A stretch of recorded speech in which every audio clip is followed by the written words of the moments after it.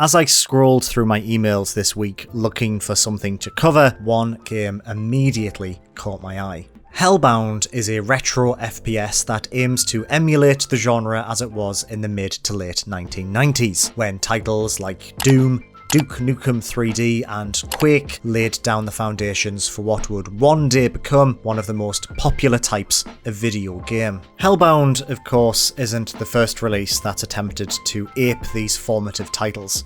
Far from it. In the past 3 years alone, we've seen the likes of DUSK, a medieval, and even Doom itself take influence from titles now 3 decades old. While the majority of mainstream entries in the FPS genre continue to follow the formula laid down by Call of Duty Modern Warfare, these few outliers instead peer further back in order to reimagine classic PC shooters for the modern era. Doom was the first video game I ever played, so I find myself naturally gravitating towards any release that takes inspiration from it or any of its 90s contemporaries. As much as I love more modern evolutions of the genre, there's just something so clean and simple about 90s first-person shooters. Whereas modern entries endeavour for a mass-market appeal, with their emphasis on realistic graphics, ever-evolving multiplayer platforms, and cinematic single-player narratives, a shooter from the 90s focused instead on a tight core gameplay loop, labyrinth-like level design, and an emphasis on environmental storytelling. The golden era of classic 90s first-person shooters, as I'm describing them here, lasted a mere 5 years. Although id Software's 1992 release Wolfenstein 3D is rightly hailed as the original first-person shooter, as they'd come to be known, it wasn't until 1 year later in 1993, when id released Doom,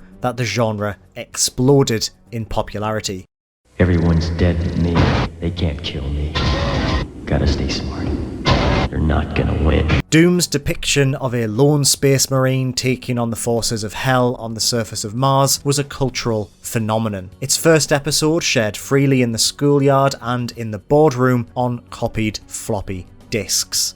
Movement was slick and snappy, shooting was weighty and satisfying, and its graphics were, at the time, mind-blowing. Doom was huge, and from that point on, video games were never the same again. Other companies quickly attempted to ape id's success, creating their own first-person shooters using the same template defined by Doom. These releases, coined Doom clones due to their blatant similarities, became equally as successful, with games like Duke Nukem 3D, Hexen, and Blood becoming household names among the PC gaming community of the mid-1990s. But with the release of 1998's Half-Life, the genre was arguably reinvented once again. 3 years later, 2001's Halo did the same on consoles, and 2007's Call of Duty 4 dominated the space for an entire decade. Like every other genre in the medium, the FPS continued to evolve, with each seminal release inspiring and influencing subsequent titles before converging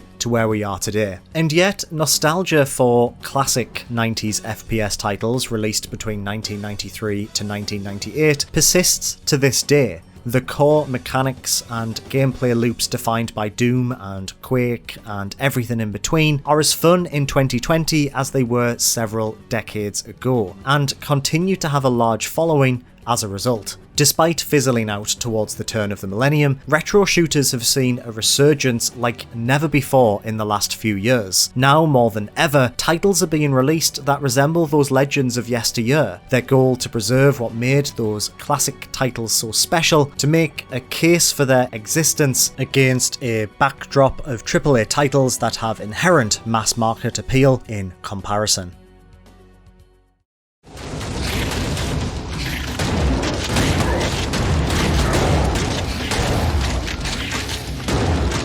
And so, here we have Hellbound, a retro FPS that, in its own words, is a classic first-person shooter-style game inspired by 90s classics with modern visuals and audio. And after playing it, I can attest to the fact that yes it is. It has everything you'd expect from a game inspired by Doom and Quake and even slightly more, relatively speaking, modern titles such as Serious Sam. You play as a muscular dude battling against the hordes of hell with huge weapons and a limited supply of health, armour and ammunition. Levels are sprawling, labyrinthian affairs that slowly unravel by collecting numerous coloured keycards. Your main dude's little face is at the bottom of the screen, looking around all curious like the Doom guy does. Hellbound is the dictionary definition of a Doom clone, just like those imitators that popped up in the early to mid 1990s. It copies the template to a T, to the extent that I found myself hooked as soon as I pulled the trigger, despite the game itself being quite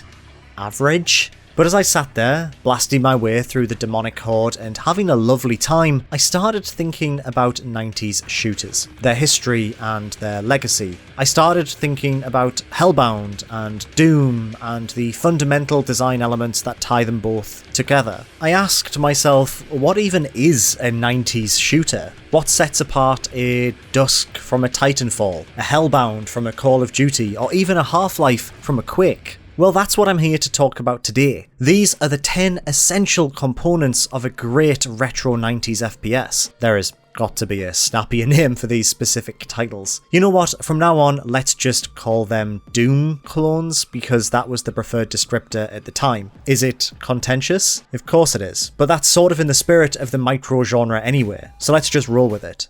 Anyway.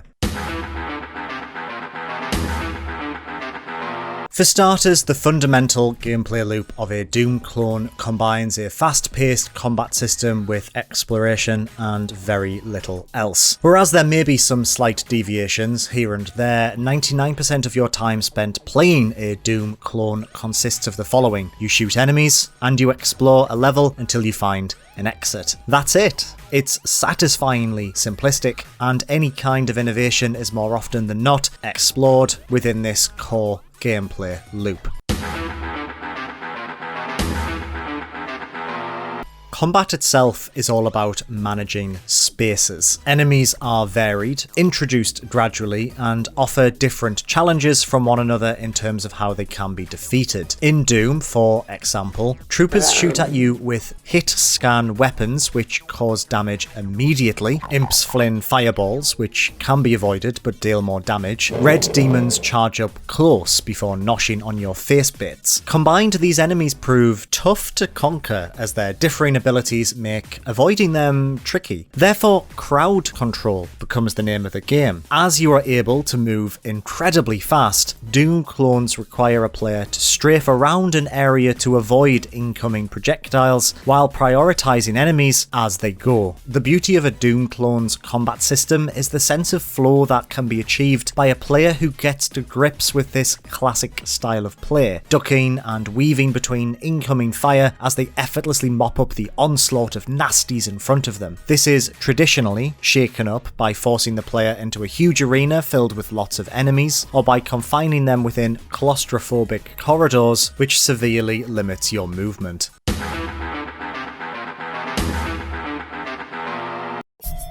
Kill the intruder.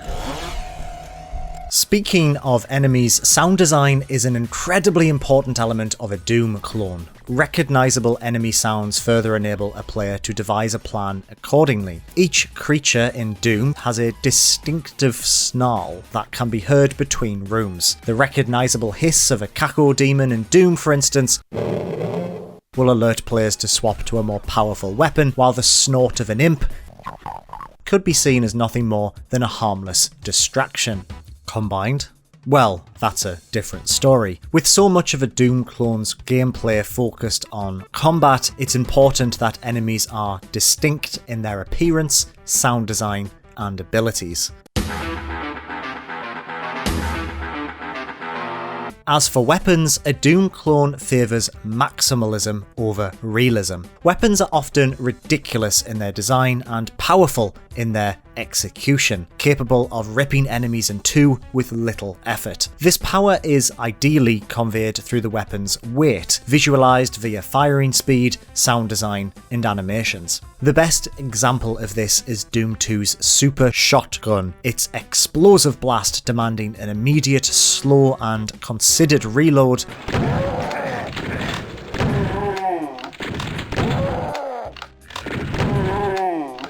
that does nothing but emphasize its importance in your fight against the demonic horde. This makes weapons feel fun to use and ensures that deaths can never be blamed on your tools, only on your strategy when approaching a situation. Weapons have defined rules, specific uses, and powerful consequences.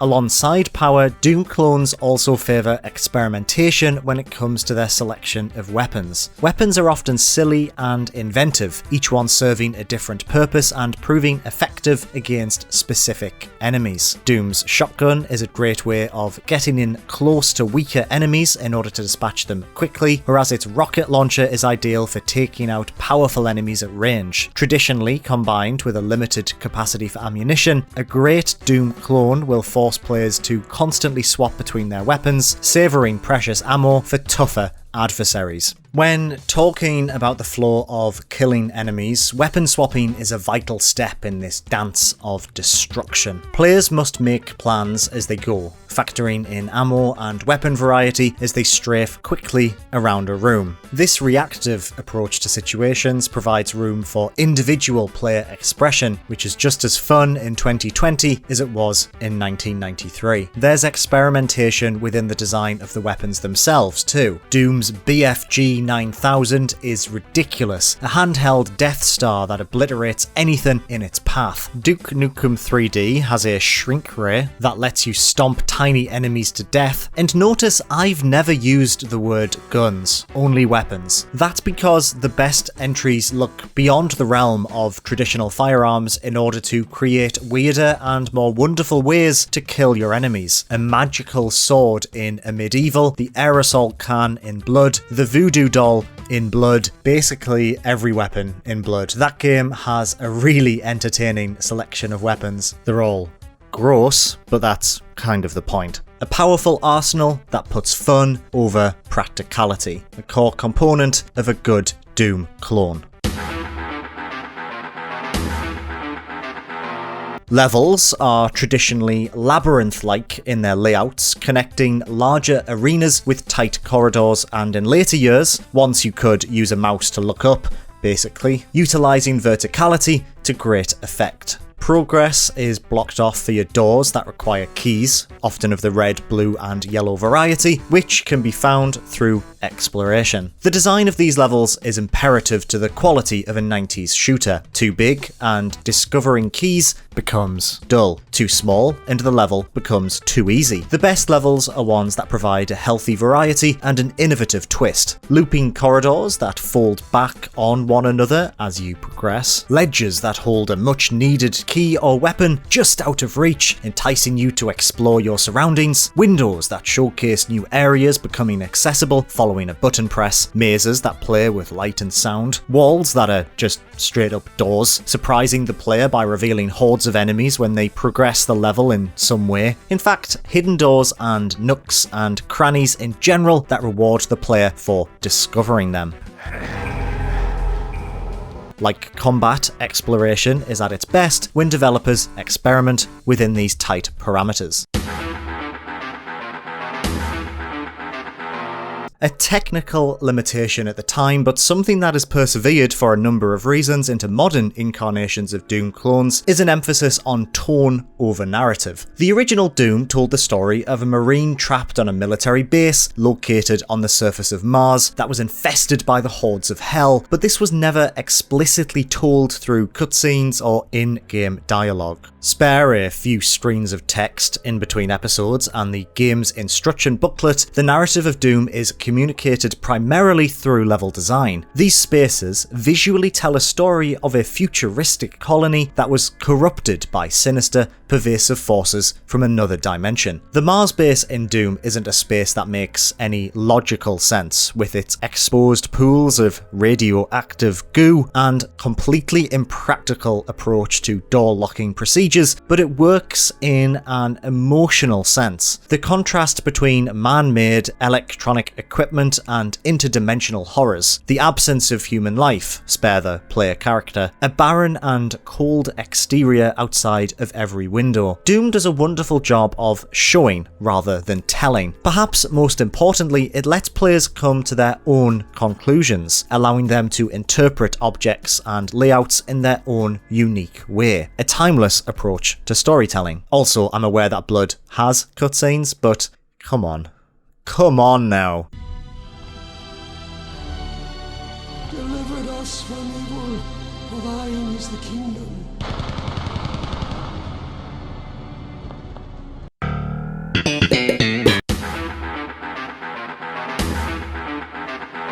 Levels are usually designed in one of two distinct ways. The first is creating spaces that are representational of real-world locations, or at least ones that are rooted firmly in reality. Duke Nukem 3D's Los Angeles is a great example of this, with its dimly lit streets, smutty theatres, and dingy arcades. The second approach is less focused on realism and more so on presenting a sort of emotional collage of ideas and imagery in order to convey a specific tone or mood. Amid Evil is a great modern example of this approach. Its space is completely unrealistic in a practical sense, but by utilising medieval imagery and religious iconography, it quickly establishes its neo-fantasy setting. It's proof that you don't need traditional castles or elves or even exposition to make a player aware of the setting and tone of your release. Again, show, don't tell.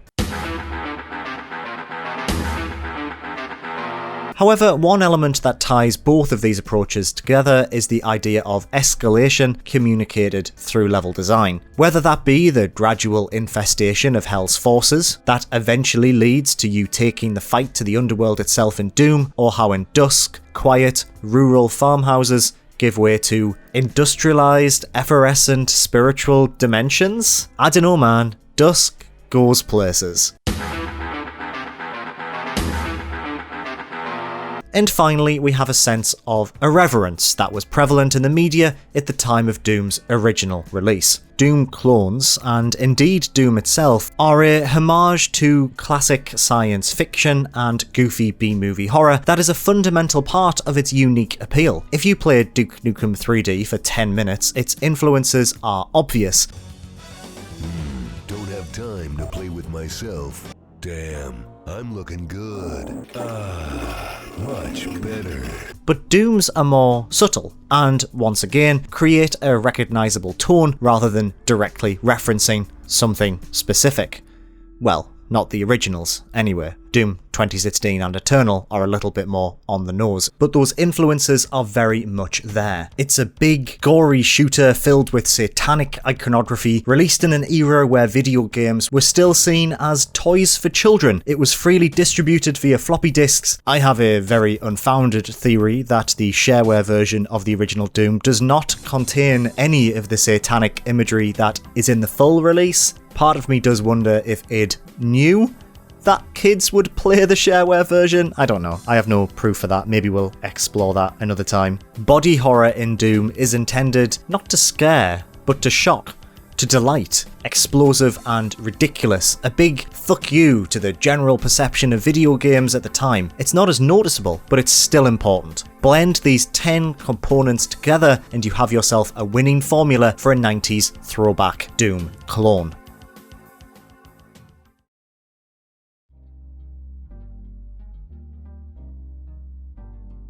So let's jump back to Hellbound, which was the catalyst for this video and serves as an interesting and indeed fascinating case study of how these core components combined together can create a perfectly serviceable 90s FPS. Yes, I said serviceable, not Good. Hellbound is proof that even though a recipe can be easy to follow, it doesn't always guarantee the finished meal is going to be delicious. The flavour, after all, lies in the quality of the produce. So Hellbound includes every element of a Doom clone. The core gameplay loop sees you blasting away varied enemies with a small selection of powerful weaponry and navigating labyrinth-like spaces in order to find keycards. The story is communicated through screens of text in between levels. The main character spouts asinine quips throughout the game. I'm taking back this planet, one motherfucker at a time. Here's what I really liked about Hellbound. I liked how it felt to play. The running speed felt correct. Moving around the game's environments, jumping and strafing through its various arenas felt snappy and responsive, just as a game like this should. I also liked its combat, which gave me a number of fun weapons to play around with. I loved its triple shotgun, which packed a serious punch, and its starting assault rifle, which allowed me to shoot via iron sights, a modern twist that felt welcome when taking out enemies from afar. Every weapon feels weighty, their alternate fire modes are genuinely useful, and their designs, which give the appearance that they've been constructed out of bones and infused with magical energy, is aesthetically pleasing. I can't fault the combat at all. The issue is that everything else is just okay. Enemy designs are largely uninspired to the point where if you squint, they could literally be mistaken for Doom's troopers, imps, and red demons. Sadly, that's all there is too. The game is severely lacking in enemy variety, which is a genuine shame. Then there are the levels themselves. Remember before, when I was waxing lyrical about how in the best examples of a classic Doom clone, the levels are the primary way a development team conveys a narrative, about how the design of the spaces themselves evoke a number of emotional responses that allow a player to interpret their surroundings and the grander storyline as a whole by simply existing within them? Well, in Hellbound, you see, you're in hell. Hell consists of a lot of rocks and lava. That's it. There is potential, like with a level that describes itself as taking place in birthing pools where the creatures you encounter are wrought from the soil of hell itself, but this idea is never even visually explored to any meaningful degree. It's a shame. Sure, there are secrets to be found, keycards to be collected, and a few timed button-pressing puzzles to conquer, but by and large, the levels in Hellbound mainly play it safe. Also, there's only like 8 of them, and the whole game can be completed in around 3 hours, which normally I wouldn't even mention because game length doesn't usually concern me, but when there's very little here that feels unique or interesting, 3 hours just feels a little underwhelming. But here's the important thing. I kept playing, despite the bland level design, despite the uninspired enemies, despite the final boss that looks a lot like a Skylanders character and whose fight tanked my PC, causing numerous crashes to the extent that I had to finish the game on ultra low settings, even though my hardware is pretty powerful. I persisted through this and still had fun.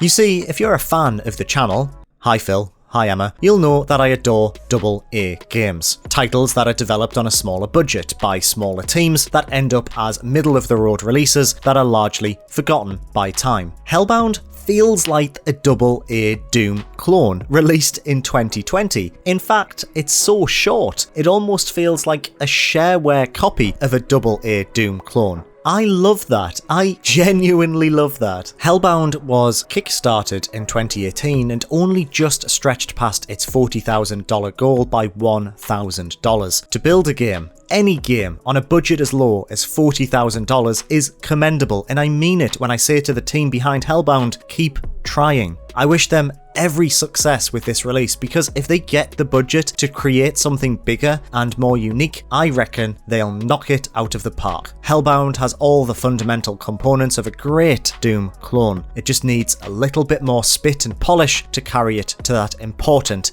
next step. So there I was, finishing up Hellbound, playing through its additional survival mode, which is available for free on Steam if you fancy checking it out, and I started thinking about Doom clones. I started to think about why I was drawn to a game in this genre and what kept me playing despite its flaws. I thought about how, realistically, instead of playing this, I could have been playing this, or this, or this. And I would have been thinking the same thing. I would have been thinking about this micro-genre, this specific point in video game history that was so influential it's still held in such high regard nearly 3 decades later. A genre that became so diluted by clones that it largely vanished by the turn of the millennium, only to see a huge resurgence in the late 2010s. A genre that resulted in the creation of Hellbound. There are hundreds of Doom clones, both old and brand new. Each one is built upon the same core foundations we've discussed today, yet endeavours to be completely unique. Together, they form a family tree of releases that all stem from a common ancestor that defined the format upon its release in 1993. Hellbound is a perfect example of this. It's a game that endeavoured to mirror the success of not just Doom, but Quake, Serious Sam, and even things like Painkiller. It's a melting pot of ideas and influences poured lovingly over the template that ties all of these titles together. It's missing a little bit of its own flavour, but it's proof that the formula works. I want to explore this further.